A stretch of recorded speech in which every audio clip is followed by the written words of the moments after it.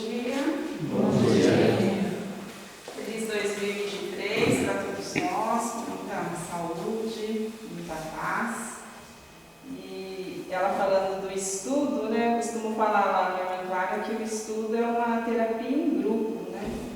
Que a gente conversa, a gente tira as dúvidas, um vai auxiliando o outro com os seus conhecimentos, as suas opiniões, né? Muitas vezes a gente não tem recurso financeiro para pagar um terapeuta, um psicólogo, e no estudo espírita a gente vai nos conhecendo, né? E à medida que nós vamos nos conhecendo, a gente vai conhecendo o outro e conhecendo aí o mundo que a gente está vivendo, né? E a Roseli pediu para eu falar Deus na minha vida, Deus em minha vida, mas Deus na nossa vida, né? Porque Deus é o Criador.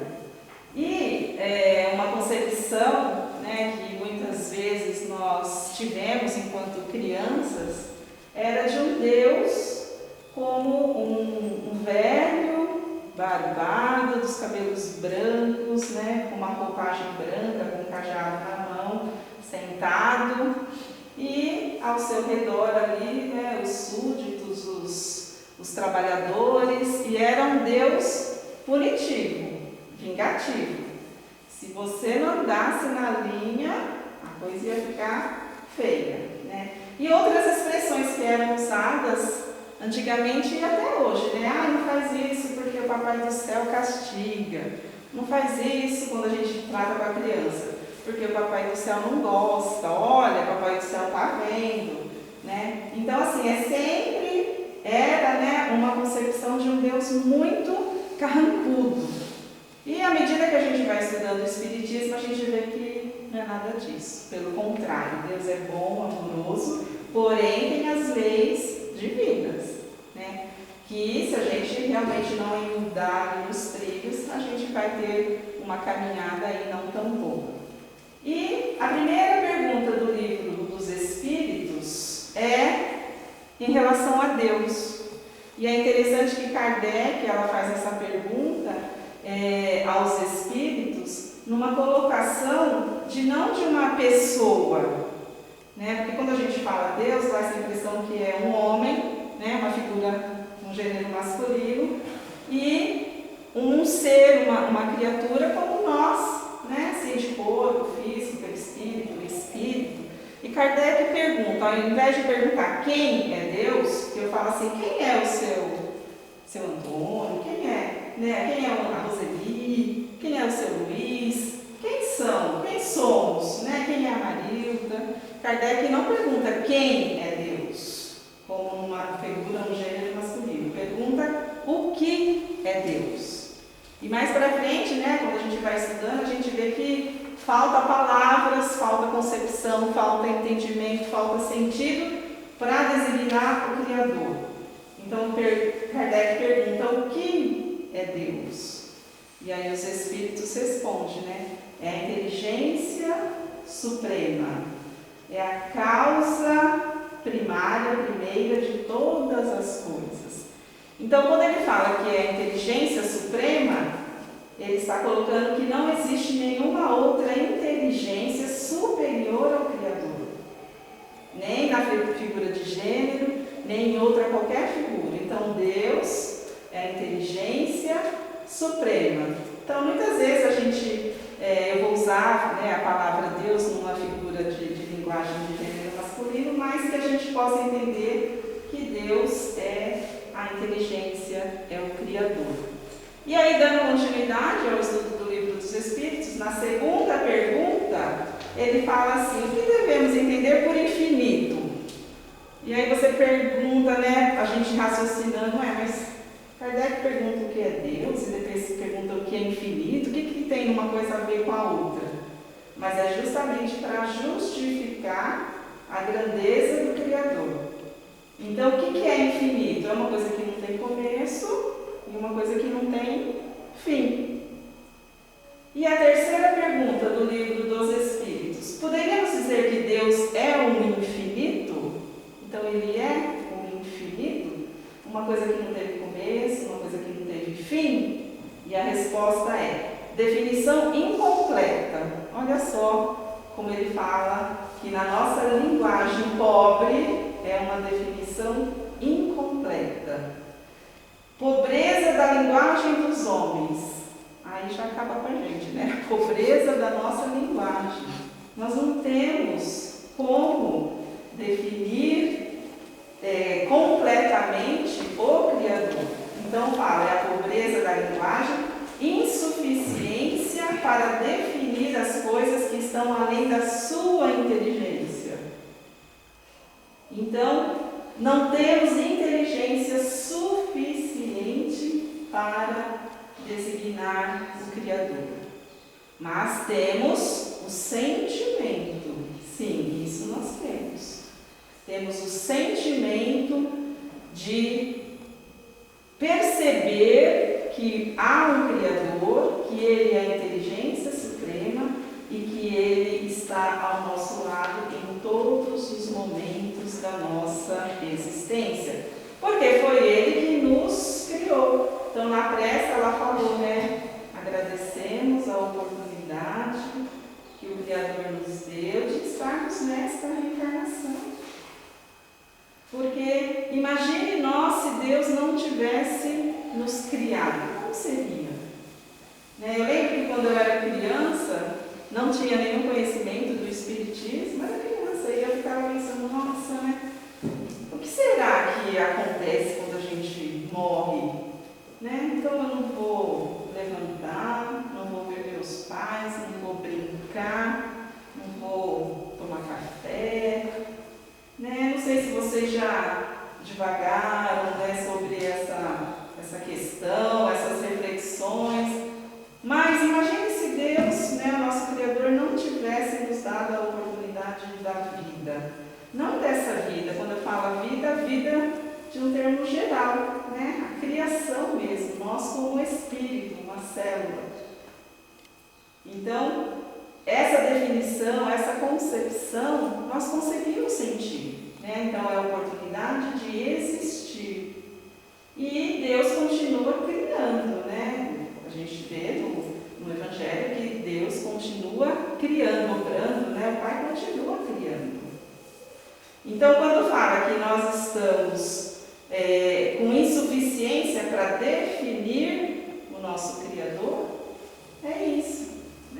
Então, Deus é a inteligência suprema, é a causa primária de todas as coisas, que criou o planeta Terra, que criou todos os planetas, que criou o universo. A quarta pergunta do Livro dos Espíritos: onde podemos encontrar a prova da existência de Deus? Porque tem os ateus que não acreditam num Deus, nem um Deus, nem nenhum outro Deus, como a gente vê cada concepção de deuses, Então o ateu ele não acredita em nenhuma divindade. E como nós podemos encontrar o Criador? Então olha a natureza, olha a diversidade que nós temos dos animais, a peculiaridade de cada ser, as rochas, as montanhas, a água. Então dá para conceber que isso é obra do ser humano? Não, O corpo humano é a maior prova da criação de Deus. Tudo perfeito, quando uma coisa não está bem, fica desarranjado. O cérebro, a inteligência, as percepções, os sentidos. Então, a resposta dos Espíritos: procura tudo que não é obra do homem, e a vossa razão vos responderá. Então, onde a gente pode encontrar a prova que Deus existe?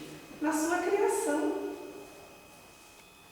Apesar de toda a ciência estar avançada, sim, maravilhoso, mas o Criador é o Criador. Não tem nada que possa se comparar a Deus, a sua criação. A pergunta sexta do Livro dos Espíritos: o sentimento íntimo da existência de Deus, porque todos nós acreditamos nessa divindade e temos aquele sentimento íntimo. Uns com mais fé, outros com menos fé, um com maior poder de acreditar, outros menos, mas todos nós temos. O sentimento íntimo da existência de Deus que trazemos conosco não seria o efeito da educação e do produto de ideias adquiridas? Então, esse sentimento que a gente tem da criação não são a educação, né, os pais falando sobre um Deus, mesmo que seja positivo e negativo, não é essa a questão, não é isso porque nós acreditamos? Ou das leituras, né, dos estudos, e a resposta é: se assim fosse, por que os vossos selvagens também teriam esse sentimento, se eles não tiveram essa educação? Porque vamos estudar as aldeias indígenas, os povos indígenas, eles também têm as concepções de Deus, um pouco, né, diferente. Cultuava-se o Deus Sol, o Deus Lua, o Deus da agricultura, vários deuses, né? Mas o indígena, hoje em dia, tem a concepção também dos deuses, do Deus. Então, não é uma cultura que foi passada.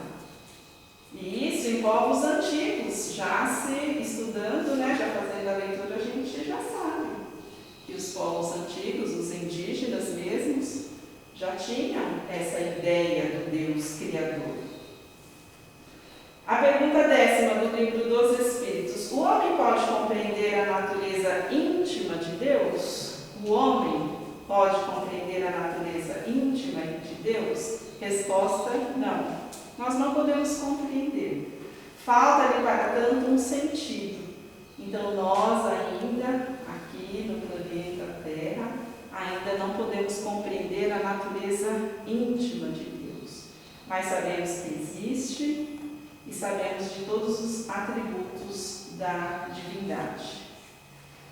13ª pergunta: quando dizemos que Deus é eterno, infinito, imutável, imaterial, único, todo-poderoso, soberanamente justo e bom, não temos uma ideia completa de seus atributos?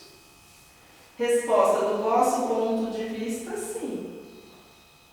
Porque acreditais abranger tudo, mas ficais sabendo que há coisas acima da inteligência do homem mais inteligente, e para as quais a vossa linguagem, limitada às vossas ideias e às vossas sensações, não dispõe de expressões. Então, mais uma vez, a nossa linguagem ainda é pobre, as ideias nossas ainda são pobres em relação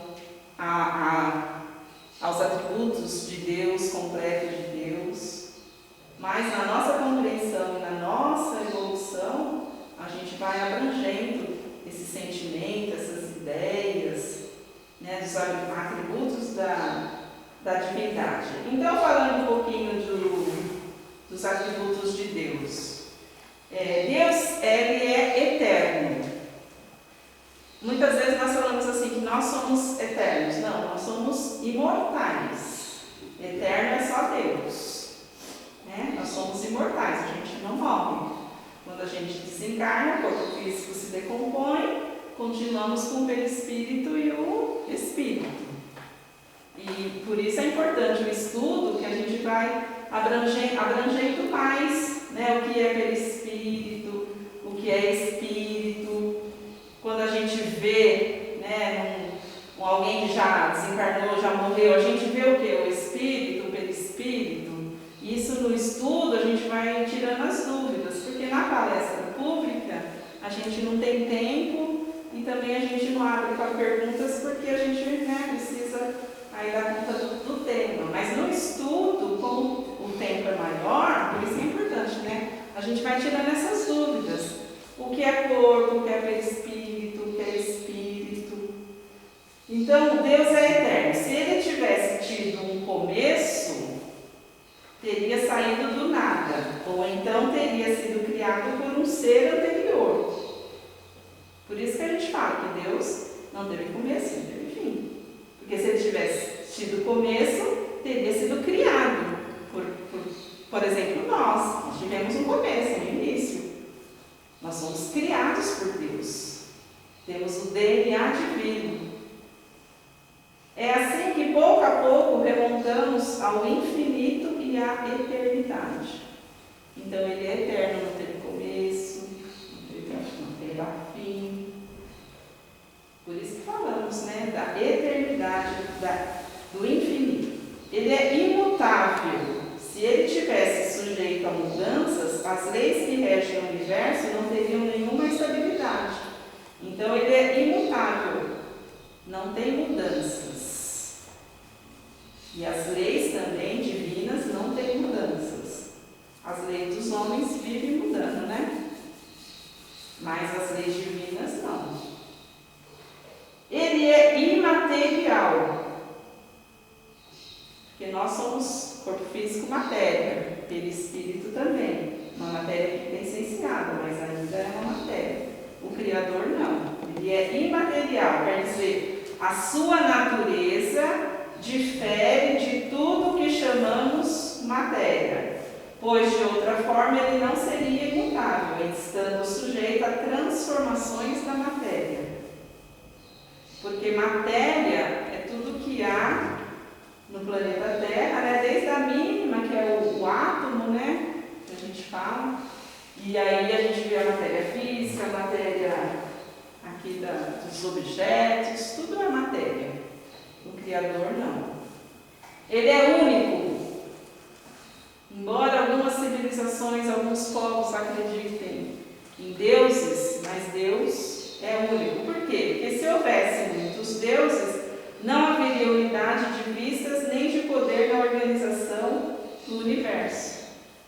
Então, se houvesse muitos deuses também, ia ficar assim, meio complicado para nós. Um Deus fala uma coisa, outro Deus fala outra, acredita numa legislação, outros é outra legislação. Então, Deus é único. Embora algumas religiões, né, acreditem no seu Deus, mas o mesmo Deus do Espiritismo é o Deus do catolicismo, é o Deus evangélico, é um Deus só. Por isso que a gente fala na união dos povos. É um Deus só.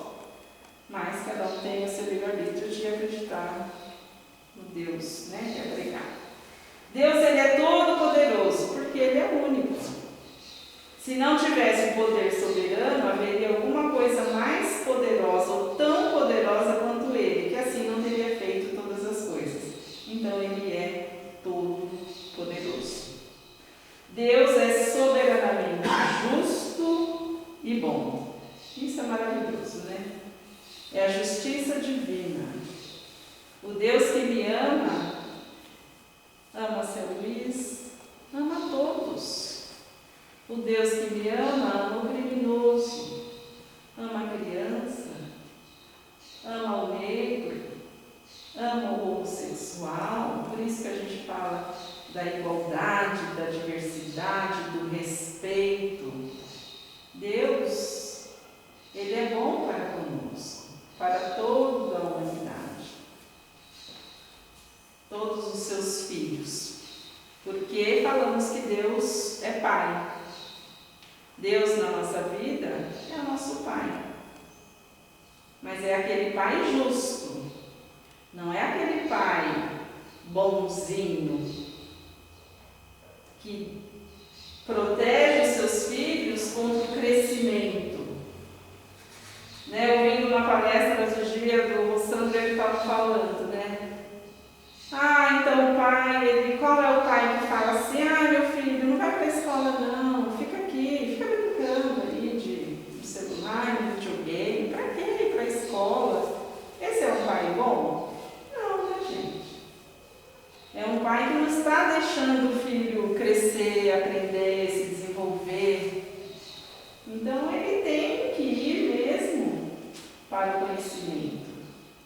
Tem que se desenvolver, tem que conviver com outras crianças, outras pessoas, fazer essa interação que a gente faz, porque nós crescemos na interação com o outro. Então, Deus, Ele é Pai, mas Ele é um Pai que nos deixa à vontade no seu livre-arbítrio, mas é um Pai que ensina também o caminho. E foi por isso que Ele nos enviou o nosso Mestre, Jesus. Porque Ele quer o nosso crescimento. Nenhum pai gostaria de ver um filho, uma filha sofrendo, um pai, uma mãe, um responsável. E Deus é a mesma coisa. Ele não quer o nosso sofrimento, mas nós, pela nossa invigilância, muitas vezes procuramos o caminho da porta larga, né? Que está no Evangelho. A porta estreita e a porta larga. Mas é pela nossa responsabilidade. Então, Deus como Pai na nossa vida. Então, Deus nos criou a partir da sua perfeita sabedoria. O nosso crescimento se dá a partir das nossas conquistas e dos nossos progressos. Daí não haver criado nenhum ser acabado, pronto, perfeito, de modo a permitir galgar os nossos passos com o nosso livre-arbítrio. Então Deus nos criou simples e ignorante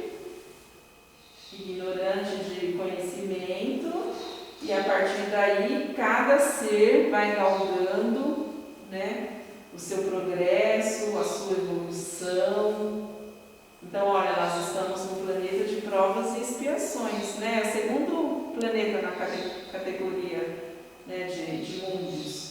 Então, saímos do mundo primitivo e ainda estamos no planeta de provas e expiações, galgando para a regeneração. Por isso, né, que a gente tem que fazer as coisas boas, as coisas do bem, que é para a gente continuar nesse planeta de regeneração, que virá. Quando? Ninguém sabe, mas ele virá, porque é o progresso, é a lei divina, é uma lei do Criador que é o progresso. Mas cabe a quem? Cabe a cada um de nós. Por isso que aqui está falando, nós não somos seres acabados, prontos, de maneira alguma. Todos nós temos muito a melhorar. Muito. E a gente não melhora ninguém, né? Nós só temos a condição de nos melhorar e servimos como exemplo. Mas cada um tem o seu livre-arbítrio. E é Pai porque criou tudo e todos. Não tem hábito de punir para exercer o seu supremo poder. Ele é tão bondoso que ele teria poder, sim, de punir a gente. Mas ele não faz isso. Porque ele sabe que nós estamos caminhando. E nós somos ainda ignorantes. E nós, às vezes, praticamos atos pela nossa ignorância que não são bons para nós nem para o outro. Mas Deus sabe de todas as coisas. E Ele nos permite resgatar as nossas faltas, que é a reencarnação. Então, a reencarnação é a oportunidade de crescer e é a oportunidade também de acertar o que nós fizemos errado.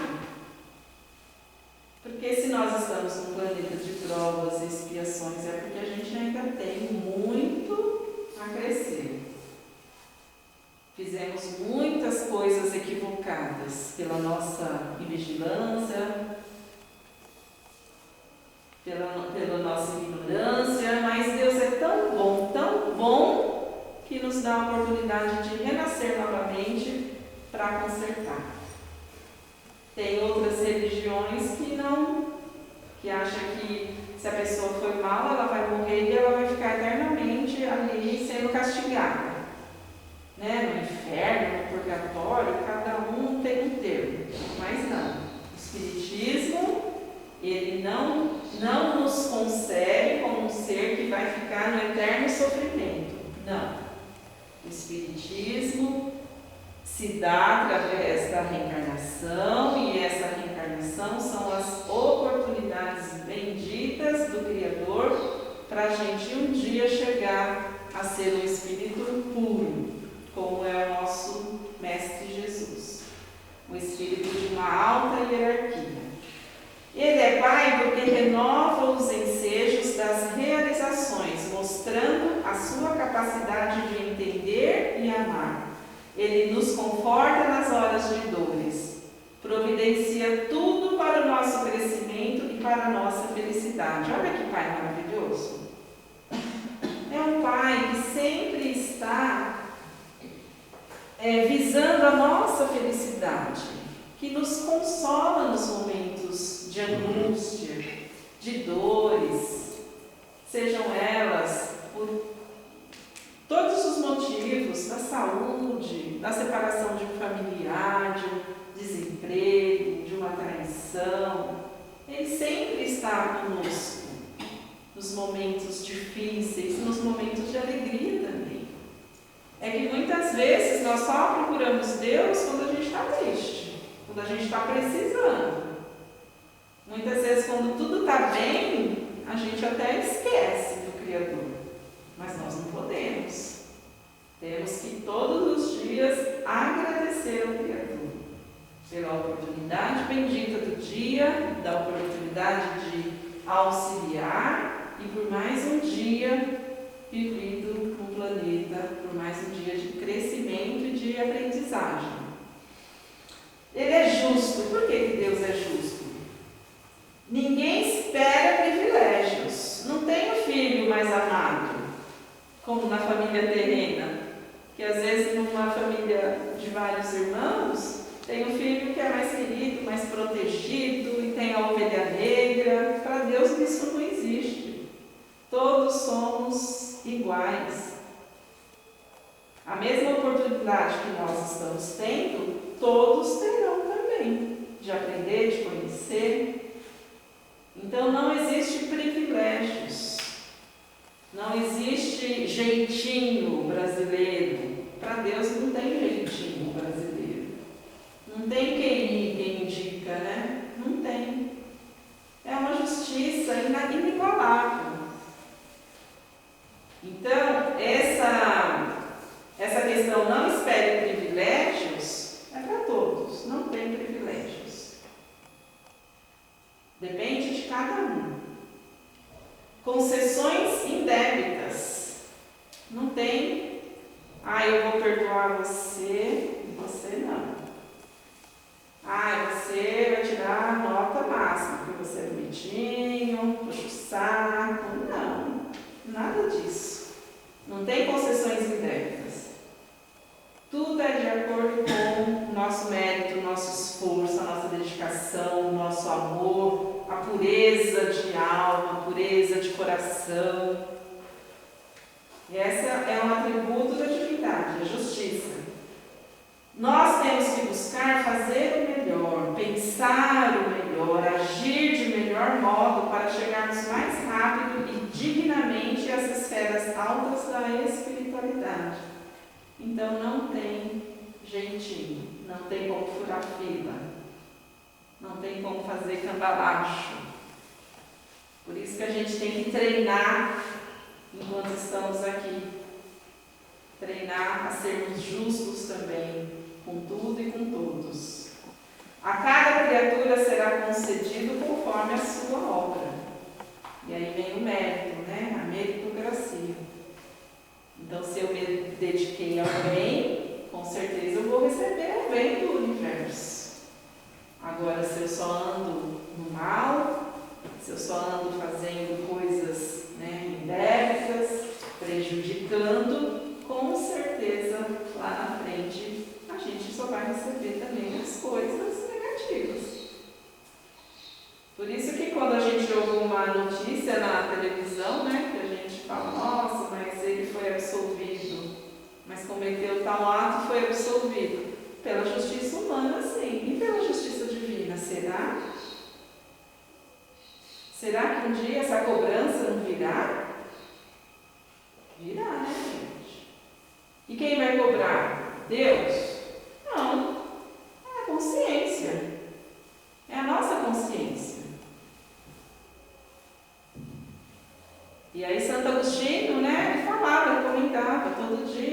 colocar a cabeça lá no travesseiro, faz essa autoanálise, conheça-te a ti mesmo.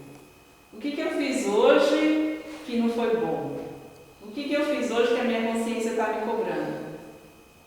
Então eu tenho que reparar. Então eu tenho que reparar enquanto estamos a caminho. Não é isso que Jesus nos recomendou? Reconciliar com o adversário enquanto estás a caminho? É fácil? Não é, né, gente? Por isso que a gente ainda está no planeta de provas e expiações, que nós não conseguimos subir um degrau para a regeneração. Mas não é impossível. Precisamos confiar em Deus, essa confiança no Criador, nas adversidades do dia a dia, na doença. Muitas vezes nós esmorecemos na confiança do Criador. Então nós temos cobranças da família, que às vezes nos desestrutura, nos tira do equilíbrio, cobrança do patrão, do empregado, cobrança da sociedade. Então aí vemos a necessidade de todos os dias fazer a nossa prece, confiar em Deus, para que tudo saia como foi planejado na nossa reencarnação. E nós temos um planejamento, mas também temos um livre-arbítrio de decidir se vamos cumprir ou não. Mas esse planejamento é sempre para nos melhorar. Sofremos na Terra aquilo que precisamos sofrer. Ninguém sofre na Terra sem ter feito nada que o provocasse. Mas nós não fomos criados para o sofrimento, nós fomos criados para a felicidade. Porque muita gente fala, vocês espíritas só falam em dor, só falam em sofrimento, só falam em pagar dívida. Porque está sofrendo, é porque fez alguma coisa em outra encarnação. Mas nós temos o livre-arbítrio de fazer uma mudança também.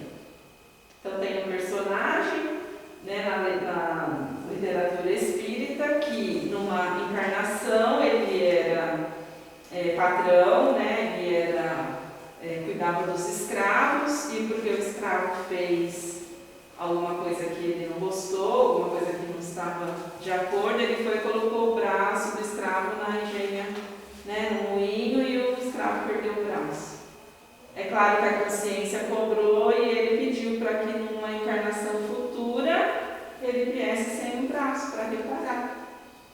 Precisa reparar na mesma moeda? Porque senão a gente volta lá atrás em Moisés, né? Olho por olho, dente por dente.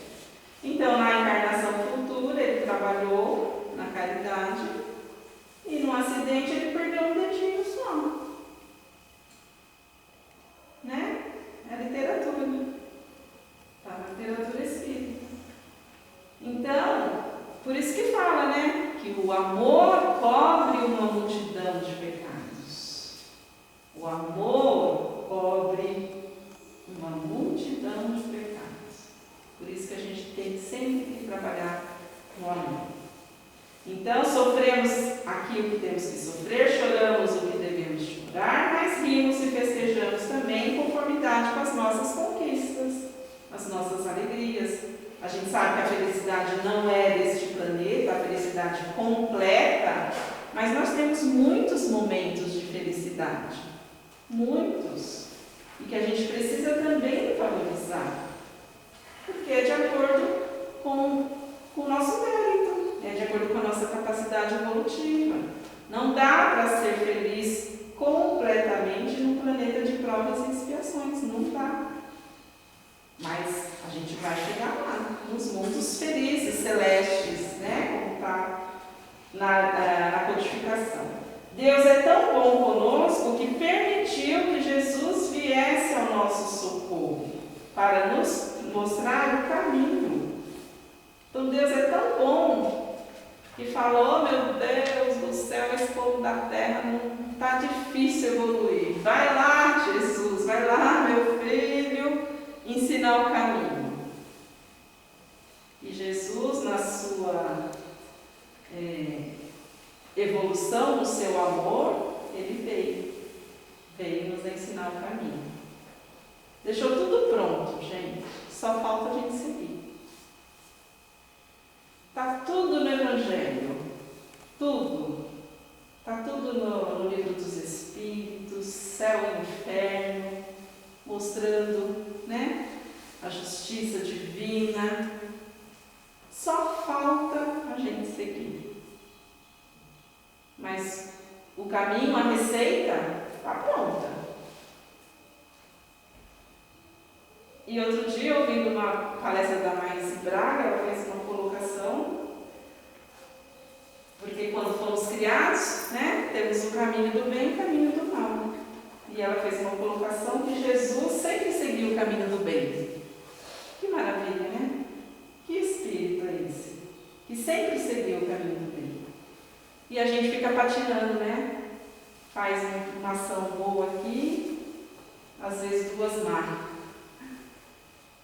Então vamos procurar, né, fazer sempre o bem, pensar o melhor, agir da melhor maneira possível. Quando a gente encontra aquele que quer nos prejudicar, fazer uma prece. Sempre agir com justiça, com bondade, com caridade, para que a gente possa dar um saltinho na nossa evolução. Muitas vezes nós falamos, ou ouvimos alguém falar: nossa, que mal eu fiz para merecer tanto castigo, Deus não olha por mim. Então são situações, são concepções, são falas equivocadas nossas, porque a gente ainda não compreendeu a justiça divina. Um pai criador não vai deixar um filho sofrer porque ele quer deixar de sofrer. Não, Deus jamais faria isso. Então, se nós estamos passando por dificuldade, é para aprender a lidar com aquela situação. Às vezes é para realmente resgatar o que nós fizemos equivocados. Então, se eu prejudiquei outra pessoa, eu tenho que ter uma ação que reverta esse processo. Então, vou ter que ajudar de alguma maneira. Então, é a reparação. Ou às vezes é uma prova. Às vezes nós pedimos. Quem sabe? Ninguém sabe. Às vezes eu pedi para passar por aquela situação, para me fortalecer, né? Por isso que fala, provas e expiações. São esses os caminhos que a gente tem da evolução. Então, quanto mais ouvimos essas perguntas dirigidas aos céus, né? Mereço ser castigada, né? Deus não olhou para mim? Será que vim nesse mundo só para sofrer? Então, quase sempre, por parte de pessoas desesperadas, depressivas ou revoltadas, nós mesmos, né? Dando mostra de que não estão compreendendo os rumos da própria existência, mas verificamos a ausência da indispensável compreensão do funcionamento das leis divinas, porque sabemos que a Terra, nosso planeta, é uma escola bendita. Então, para nós que estamos nos afastando da imaturidade moral, cresce o entendimento de que uma vez que as leis supremas da criação são perfeitas, a atuação de Deus em nossas vidas também são perfeitas. Então, se Deus é perfeito, a atuação na nossa vida também é perfeita. Então, tudo está de acordo com o nosso crescimento, o nosso aprendizado. Então, Deus na minha vida, Deus na nossa vida, é amor, é bondade, é compreensão, é paz, é aconchego, é trabalho, é saúde. Deus na nossa vida é saúde física, saúde espiritual, psíquica, emocional. É amizade, é família. Deus na nossa vida é caridade, é o próximo. Deus na nossa vida é gratidão. Agradecer pela oportunidade da reencarnação. Agradecer por estarmos aqui ouvindo num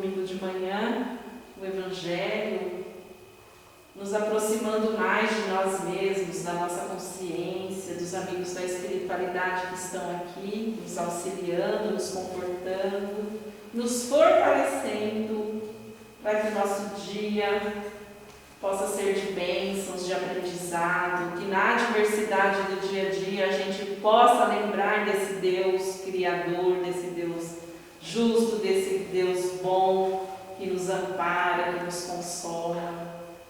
Então Deus na nossa vida é compreender a nossa existência, de que tudo tem um porquê e que tudo concorre para o nosso bem, como disse o nosso irmão Paulo de Tarso. Tudo concorre para o nosso bem. Então que nesta manhã nós possamos ter essa compreensão,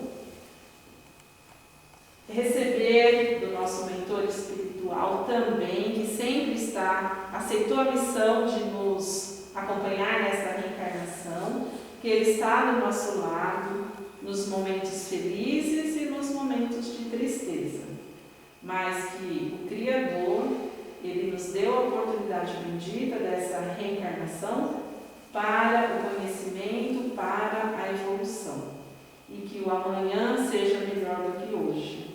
E através desse livre-arbítrio que a gente possa exercer mesmo essa função de que o amanhã seja melhor do que hoje. Mas depende de nós.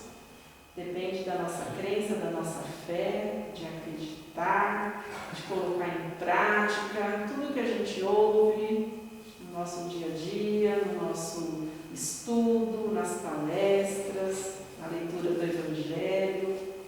Então que Deus nos fortaleça para a gente passar esses momentos de adversidade com fé, com amor, com caridade. Bom dia para todos nós.